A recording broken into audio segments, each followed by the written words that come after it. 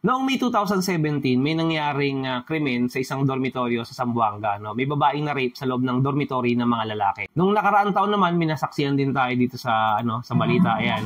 Reniel, merong dorm sa Cavite, pinasok na magnanakaw, tapos pinatay yung estudyante doon. So, ano nga ba yung mga tips and guidelines na pwede natin maibigay sa inyo?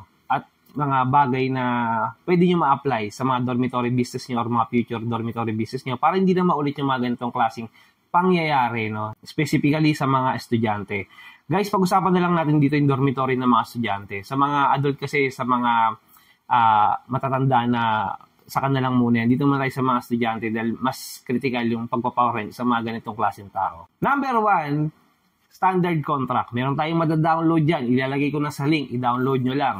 Ngayon guys, huwag nyo kakalimutan yan dahil ang contract po ay napakahalaga para alam din ng mga mamaya pag-ihimayin pa natin yan.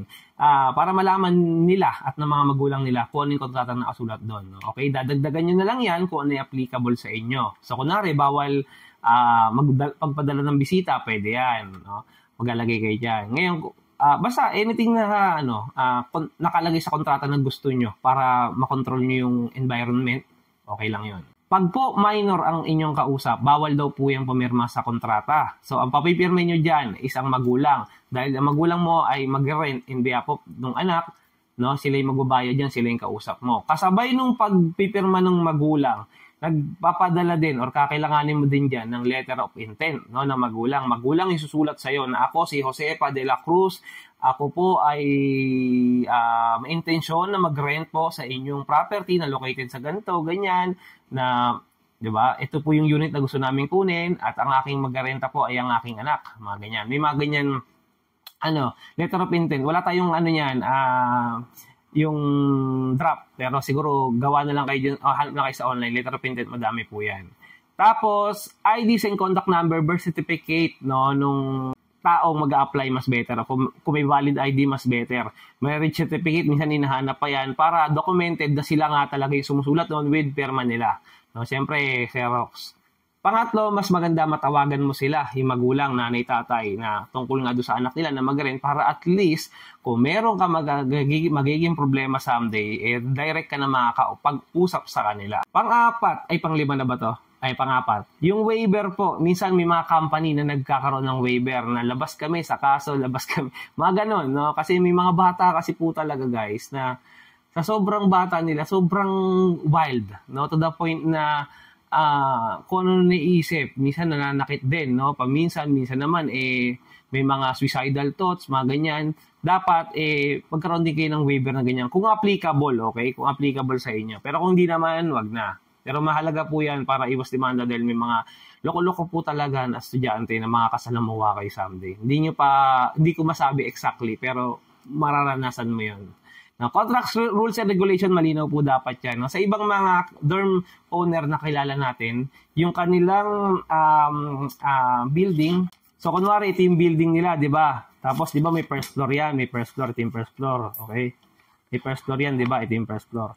Diyan sa baba niyan, diyan yung kanilang tinatawag na receiving area. Gumagawa yung mga business owner, mga dormitory owner ng receiving area para kahit paano naman, no, sa mga bawal bisita, pero meron naman receiving area. Baka mamaya naman kasi sobrang higpit, umalis na sa iyo yung mga tenant. May mga receiving area sa baba, may pantry, meron namang diyang parang maliit na upuan, kapihan, na pwedeng mapag-stayan ng mga bisita, ng mga tao pupunta doon. Especially kung babae lang din naman yung bisita nila. Ngayon, yung bang owner, bawal daw sa taas, o dito lang sa baba. Yung iba naman, nagkakaroon din ng tinatawag na curfew, no? Sa kakilala ko na, dyan sa Ubel, yung kanilang dorm, hanggang alas 12 lang ho. Pag lumagpas ka ho doon, di ka na pwedeng makapasok hanggang alas 5 ng umaga.